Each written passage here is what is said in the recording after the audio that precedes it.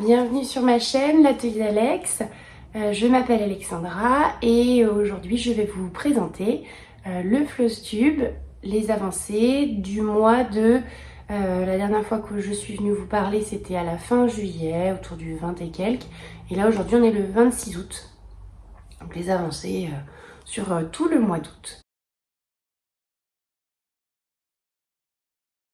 On va démarrer dans un premier lieu avec les deux salles en blackwork que j'ai travaillé ce mois-ci.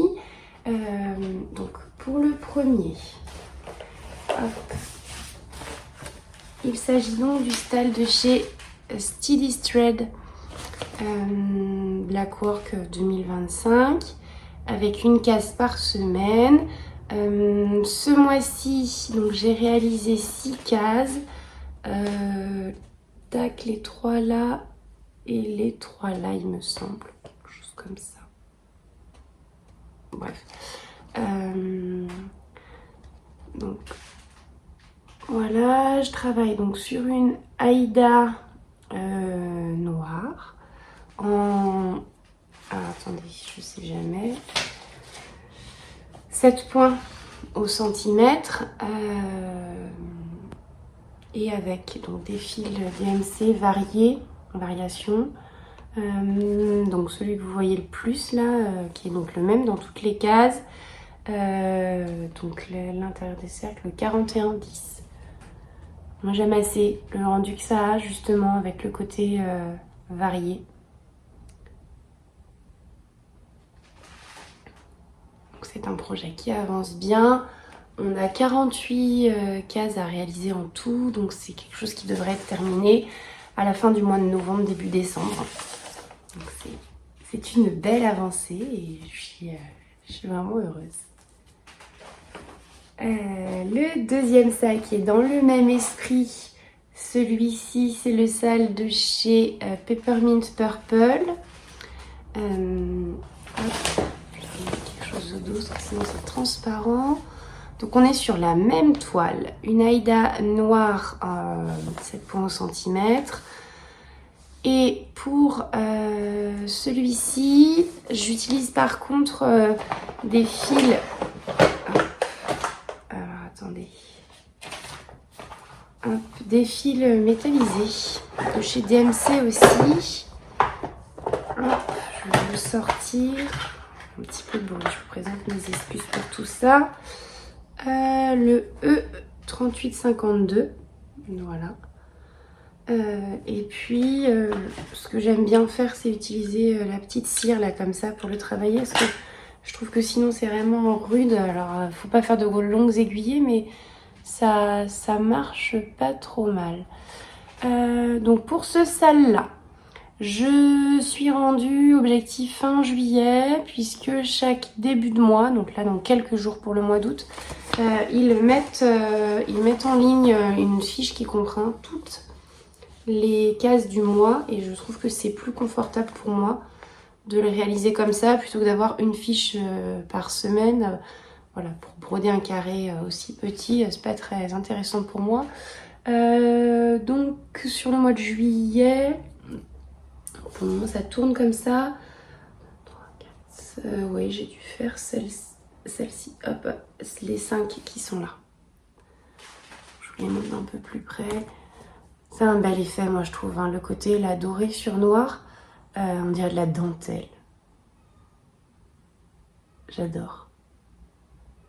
J'adore vraiment. Donc c'est vraiment, vraiment cool. Ça avance, celui-ci il y a 52 cases, donc c'est quelque chose qui sera vraiment terminé à la toute fin décembre. Voilà, fin dernière semaine de décembre arriveront les dernières cases. Mais je me tiens dans les temps, donc je suis très heureuse de ça.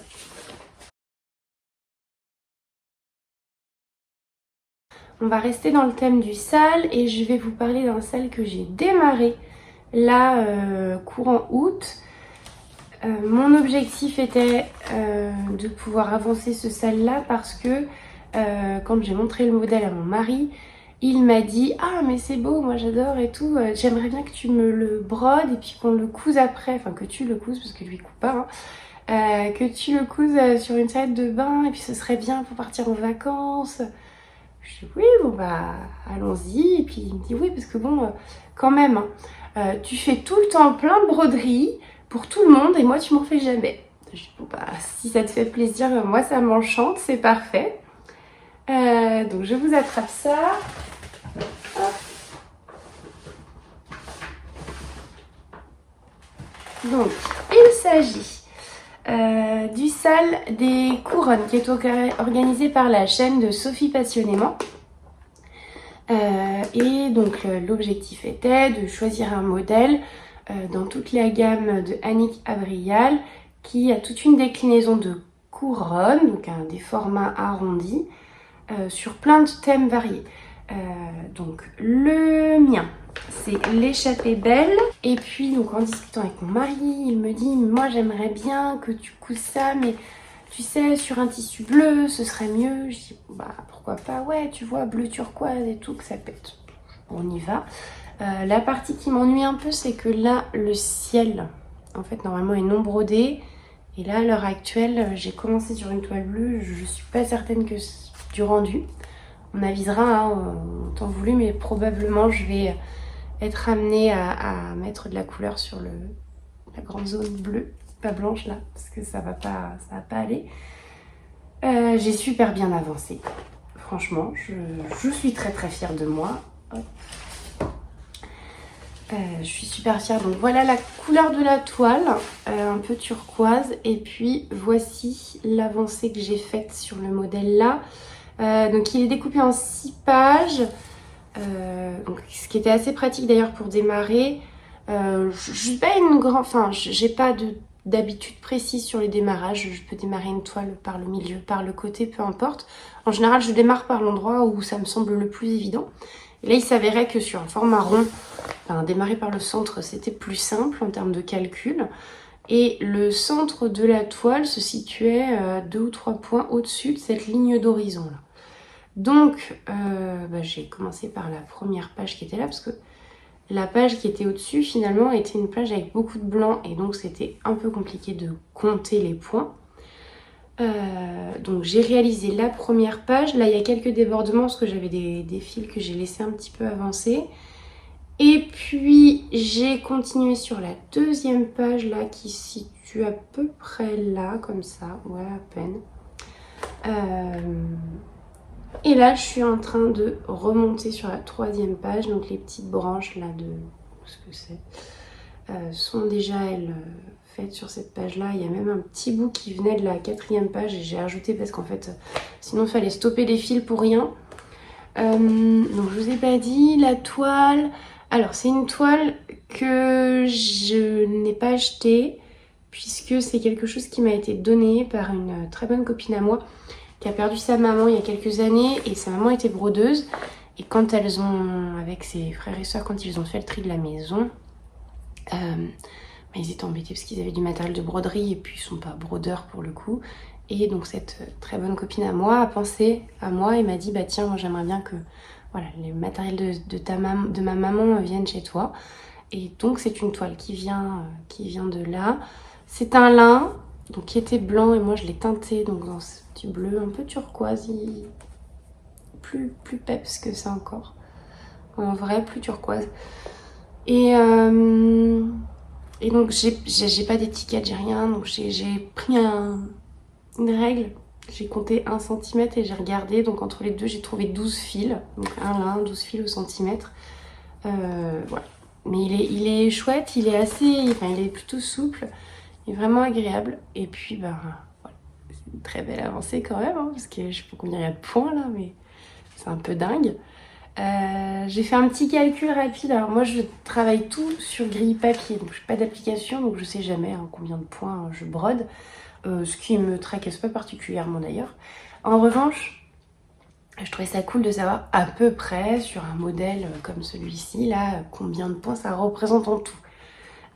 Donc j'ai fait un petit calcul parce que comme c'est sensiblement en rond et que il fait 160 par 160, J'ai ressorti ma petite formule de maths et j'ai calculé l'air d'un disque de 160 croix de diamètre. Et donc j'arrive à peu près 20 000. Donc globalement, si on était sur quelque chose d'entièrement couvert, et ce qui va finir par m'arriver, sur ce cercle-là, il y aurait potentiellement 20 000 croix. Donc avec, vu que voilà, tout n'est pas brodé, ça probablement pas 20 000 exactement, mais ça donne un ordre d'idée. On est certainement, voilà, si on était en totale, ouverture totale, mais moi je pense qu'avec cette toile-là, parce que je le trouve un peu peps pour un ciel, ce bleu. On verra. On verra, on verra. J'en profite de vous parler de ce projet-là et genre j'ai pas d'image là sous la main, mais je vous inclurai ça là dans le fond. Comme mon mari ne sait pas faire les choses tout en douceur, quand il m'a demandé de lui faire cette broderie, il m'a dit bah oui, parce que ce serait bien aussi que tu mettes, tu trouves une broderie avec une petite caravane. Parce que voilà, nous quand on part en vacances l'été, on a une petite caravane. Alors peut-être certains connaîtront, c'est la marque Eriba. Donc c'est des caravanes qui sont assez reconnaissables. Hein.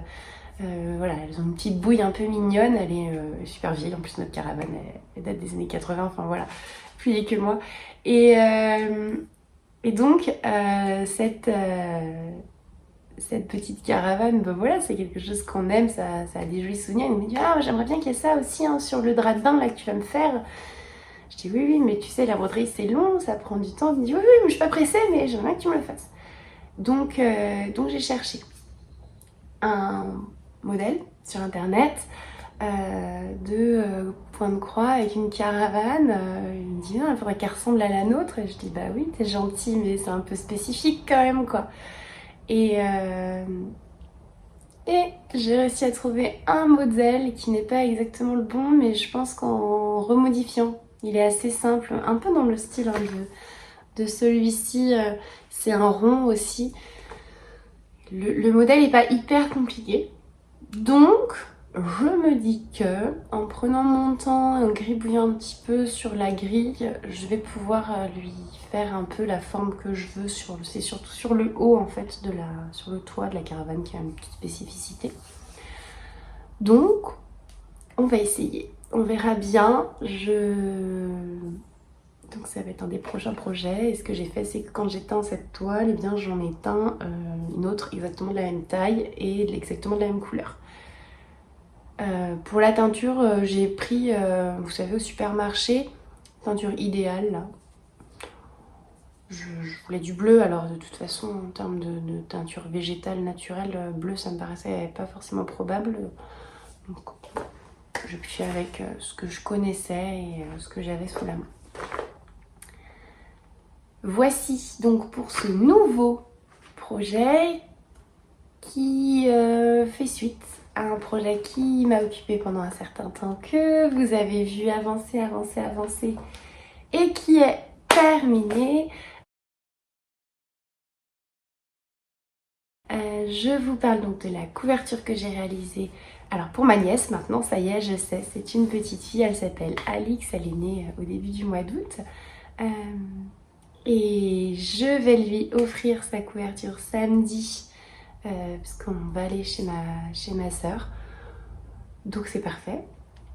J'avais même filmé une petite capsule vidéo en me disant si jamais j'ai pas le temps de faire le floss tube avant d'aller, au moins vous aurez vu à quoi elle ressemblait. Mais là je peux même vous la montrer en vrai de vrai.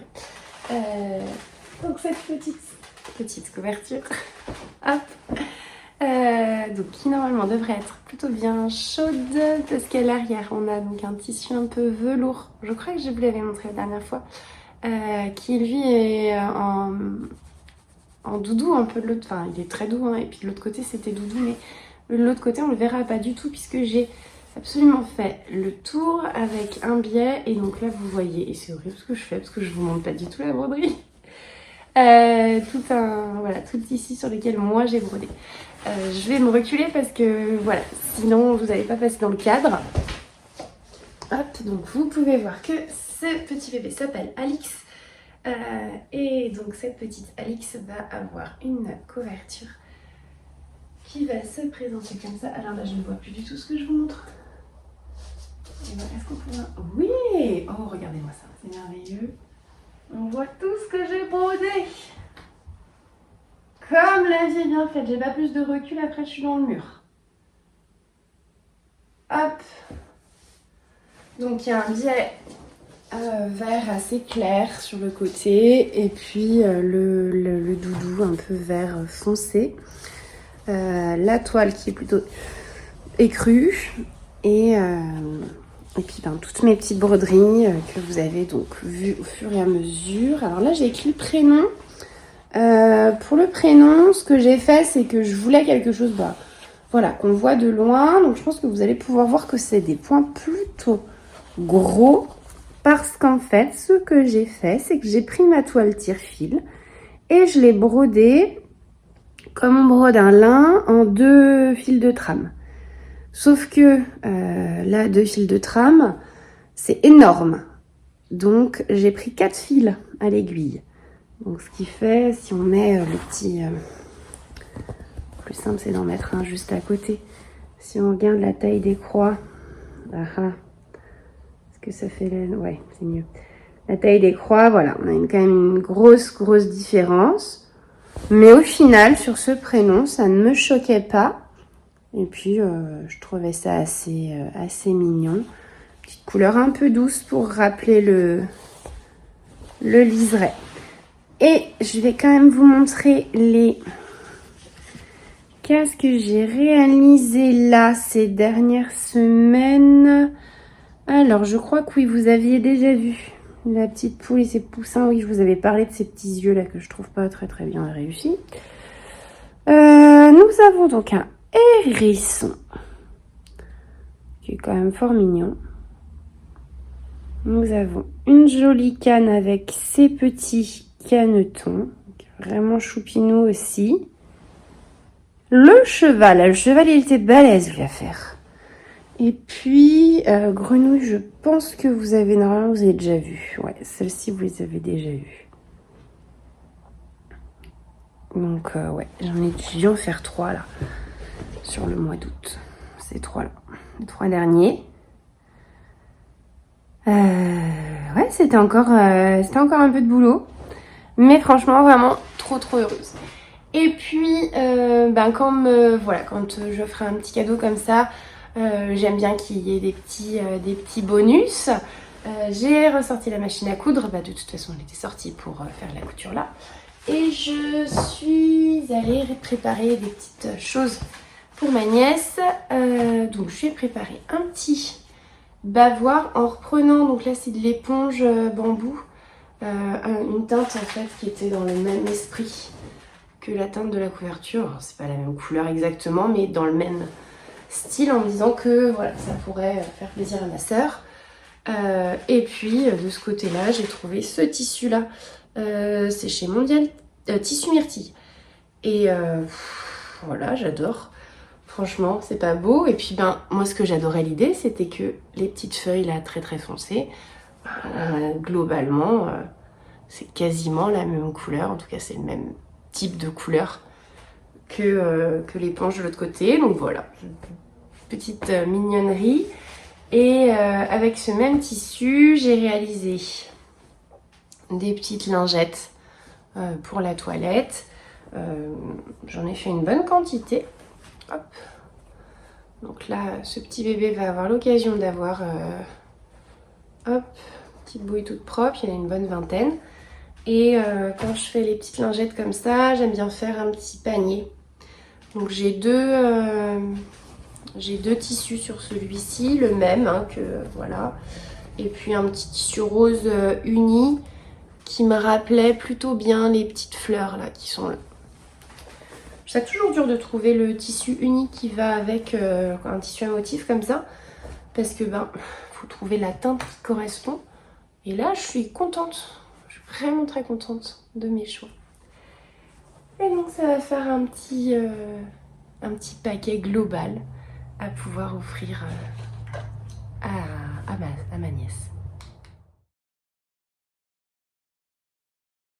Et j'ai une dernière chose à vous montrer pour ce floss tube, et puis après ce sera terminé. c'est un FFO, puisque vous aviez déjà vu le projet terminé, fini. Et là, voilà, il est prêt à être offert. Celui-ci pour une autre de mes nièces du côté de la famille de mon mari. Et on va l'avoir dimanche pour son anniversaire. Autant vous dire que ce week-end, je ne touche pas ma maison parce que entre samedi chez ma soeur et dimanche chez mon beau-frère et ma belle-sœur, ça va pas être possible. Donc on va pas broder beaucoup ce week-end, hein.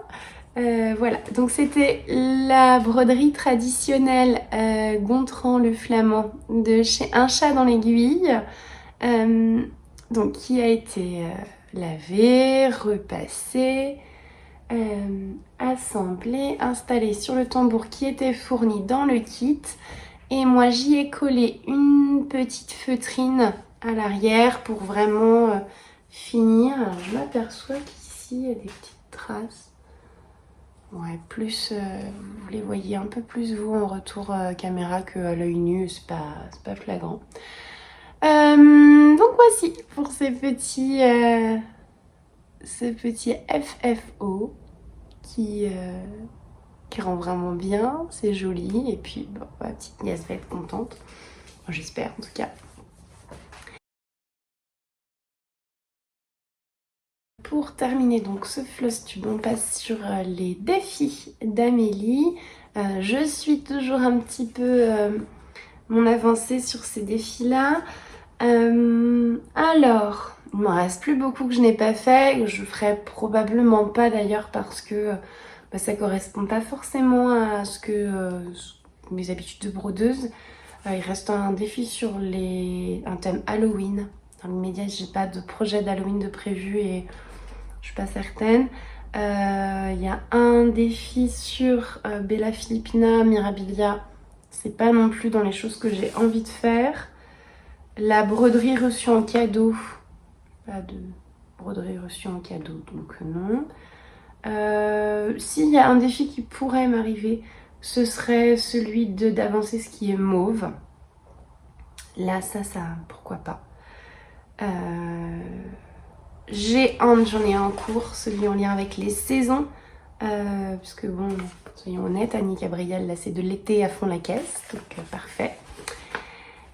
Il faut faire 5000 points. Si on reprend mon calcul des 20 000 en tout, un quart de la broderie ferait sensiblement 5000 points.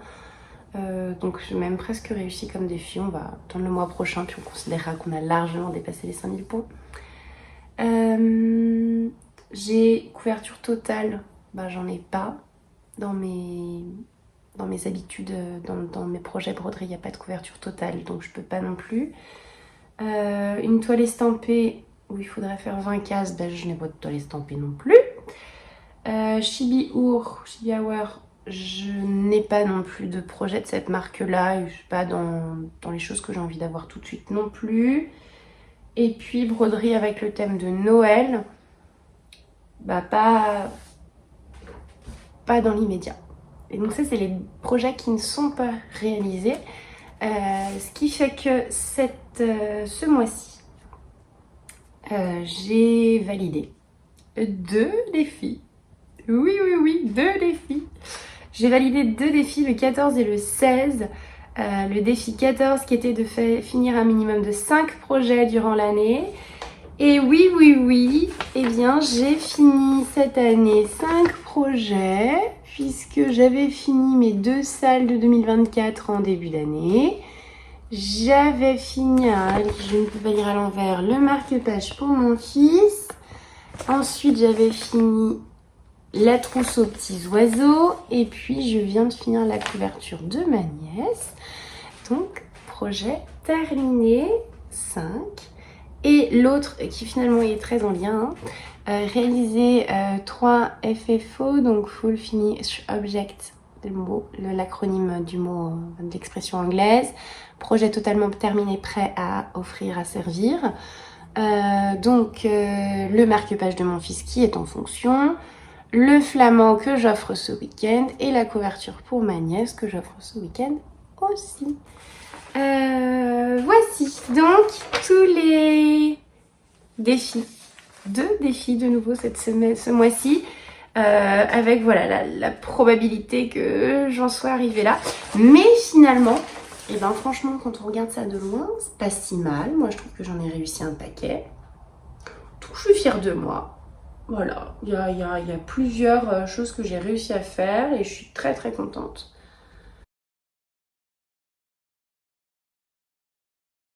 Nous arrivons donc à la fin de ce Floss Tube. Je vais donc à tous et à toutes vous souhaiter une très belle fin de journée, soirée ou autre. Je vous remercie chacune de m'avoir écouté jusque là, d'avoir la gentillesse de revenir m'écouter régulièrement aussi parce que ben voilà, ça me fait très très plaisir. Et puis je vous remercie aussi pour les jolis commentaires, plein de gentillesse que vous avez pu laisser sous les précédentes vidéos. Je vous invite à faire de même sous celle-ci. Je vous embrasse, je vous dis à bientôt et je vous souhaite plein de jolies broderies. Au revoir!